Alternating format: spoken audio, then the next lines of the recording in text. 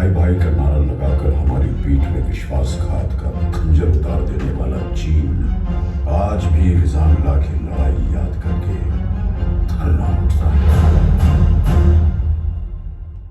बात तब की है जब हमारी आजादी को सिर्फ 15 वर्ष हुए थे। हम घुटनों से उठकर पैरों पर खड़े होने की कोशिश कर रहे थे। हमारे सैनिकों की छातियां साहस और संकल्प से भरी हुई थी, लेकिन हमारे हथियार घर अत्याधुनिक हथियारों से खाली थे। मित्रता की आड़ में छुपकर चीन ने हम पर आक्रमण कर दिया। जब तक हम उनकी नीयत भांप पाते, संभल पाते, वो हमारी सीमाओं में भीतर तक प्रवेश कर चुके थे। चीन की गिद्ध दृष्टि उस सेक्टर पर थी जो सामरिक दृष्टि से जीतना उनके लिए बेहद जरूरी था, चुशुल। इसी के फलस्वरूप जम्मू कश्मीर के बारामूला में स्थित डेरा कमांड को चुशुल सेक्टर में डिफेंसेस इख्तियार करने का हुक्म दिया गया। 2 अक्टूबर 1962 को कमान अधिकारी लेफ्टिनेंट कर्नल H.S. ढींगरा की अगुवाई में डेरा कमांड ने ले पहुंचकर 114 इन्फेंट्री ब्रिगेड में रिपोर्ट किया। 13 अक्टूबर 1962 को बटालियन चुशुल एयरफील्ड की सुरक्षा के लिए रवाना हुई तथा 24 अक्टूबर 1962 तक पूरी बटालियन चुशुल में एकत्रित हो गई। यहीं चुशुल की घाटियों में समुद्र तट से 16,440 फीट की ऊंचाई पर स्थित है रिजांगला। रिजांगला दक्षिण पूर्वी दिशा में एक प्रहरी की तरह खड़ा है और चुशुल घाटी को दिन रात सुरक्षा प्रदान कर रहा है। रिजांगला पर डिफेंस इख्तियार करने की जिम्मेदारी मेरे उस पराक्रमी बेटे को सौंपी गई जिसे राजस्थान की वीर भूमि ने महाराणा प्रताप और बप्पा रावल की कहानियां सुनाकर पाला था, मेजर शैतान सिंह।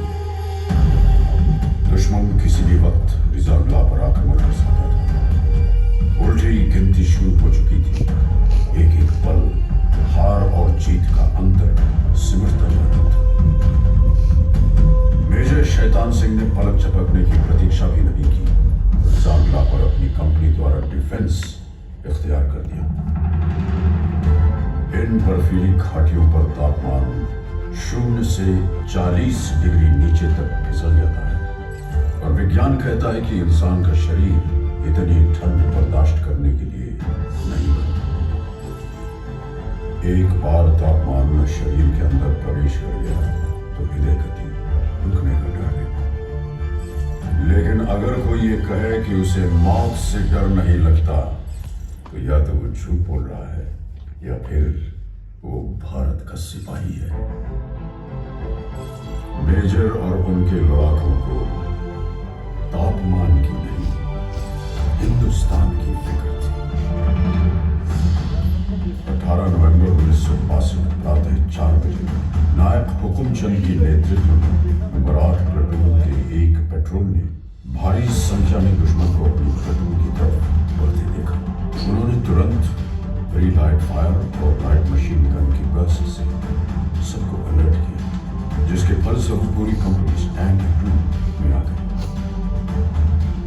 मेजर शैतान सिंह ने सभी पेट्रोल कमांडरों को हुक्म दिया कि वो अपने अपने इलाके के आगे पेट्रोल भेजें ताकि दुश्मन के बारे में अधिक से अधिक जानकारी हासिल की जा सके।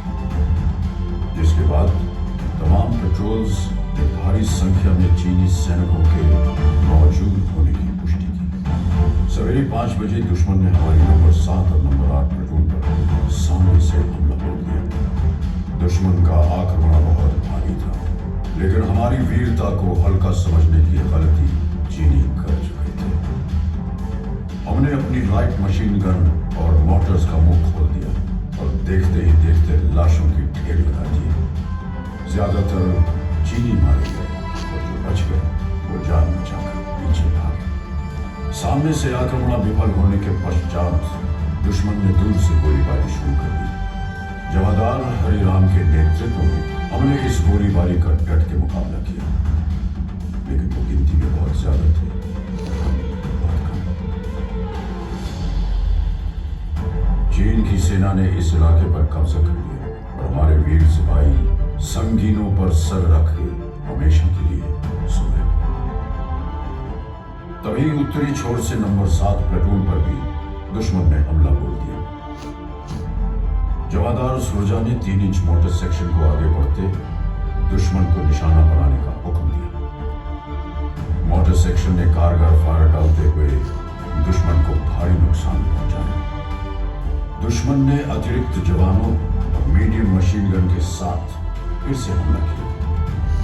इस बार लड़ाई सिर्फ बंदूकों और गोलियों से नहीं, हाथों से भी लड़ी गई। कुश्तीबाज लांस नायक सिंहराम यादव ने 10 चीनी सैनिकों को बालों से पकड़कर चट्टानों पे पटक पटक कर मार डाला। उनकी फौलादी भुजाओं से टकरा के चीनियों के हौसले चटक गए। इस प्लेटून के समस्त सैनिक अटल शौर्य के साथ लड़े और हंसते हंसते वीर गति को प्राप्त हुए। अब दुश्मन अपने आक्रमण का रुख प्लेटून नंबर 9 की ओर मोड़ चुका था। चीनियों ने भीषण गोलीबारी की और हमने एक एक गोली के जवाब में 10-10 छातियां आगे कर दी। मैंने अपनी आंखों से देखा मेजर शैतान सिंह का शौर्य। मैंने देखा उस जाबाज का जलाल। देखा कि कैसे उसके सीने से टकरा के संगीनों की धार मुड़ गई और कैसे उसकी ललकार सुन के चीनी आंखों की नींद उड़ गई। मेजर शैतान सिंह के बदन में चीन का लोहा घुसता रहा और वो दिलेर चीनियों की बुज़दिली पर हंसता रहा।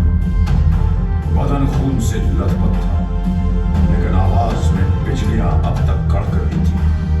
मेजर शैतान सिंह ने अपने सिपाहियों को ललकारा, काट देना या कटना, पर सौगंध है तुम्हें भारत मां की, पीछे मत हटना। मेजर शैतान सिंह बुरी तरह घायल थे।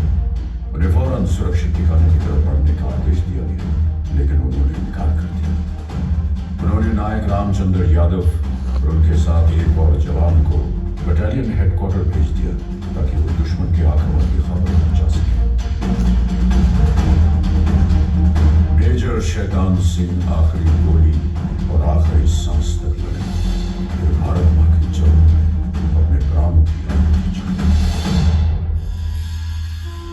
तकरीबन 16 घंटों तक चले इस महासंग्राम में चीन ने 1300 सैनिक खो दिए। चीन के अखबारों में भी भारतीय सैनिकों की वीरता के किस्से छपे। ऐ शहीद मुल्क मिल्लत, मैं तेरे ऊपर निसार, अब तेरी हिम्मत के चर्चे गैर की महफिल में हैं। मेजर शैतान सिंह और उनके साथियों ने चीनियों की हिम्मत तोड़ दी। उन्होंने चुशूल पर कब्जा करने का विचार हमेशा हमेशा के लिए छोड़ दिया। युद्ध के 3 महीने बाद फरवरी 1963 में भारतीय फौजी वहां पहुंचे तो देखा कि बर्फ में सिपाहियों के बदन पकड़ गए थे, लेकिन हाथ से बंदूकें नहीं छूटी थी। मेजर शैतान सिंह को उनकी उत्कृष्ट वीरता, अदम्य साहस, दृढ़ निश्चय और पराक्रम के लिए मरणोपरांत भारतीय सेना के सर्वोच्च सम्मान परमवीर चक्र से अलंकृत किया गया। रिजांगला के युद्ध में वीरता की नई गाथा लिखने वाले जवानों को भी एक अति विशिष्ट सेवा मेडल, 8 वीर चक्र, 4 सेना मेडल और 1 मेंशन इन डिस्पैच प्रदान किया गया। इस युद्ध की स्मृति में 13 कमाओं की चार्ली कंपनी को पुनर्गठन के बाद रिजांगला कंपनी के नाम से जाना जाता है। ये युद्ध स्मारक रिजांगला के इतिहास का गवाह है, जिसके प्रांगण में आहेर धाम उस पवित्र स्थान पर स्थित है जहां भारत माता के वीर सपूतों का सामूहिक अंतिम संस्कार किया गया। तत्कालीन brigade commander brigadier TN. Raina द्वारा इन वीर योद्धाओं को मुखांजलि दी गई थी। जो राष्ट्र को धर्म मानते हैं उनके लिए यह स्मारक एक महातीर्थ की तरह वंदनीय है। तुम ही न होते तो दुनिया बबूल हो जाती। जमीन खून से यूं लालाजार करता कौन?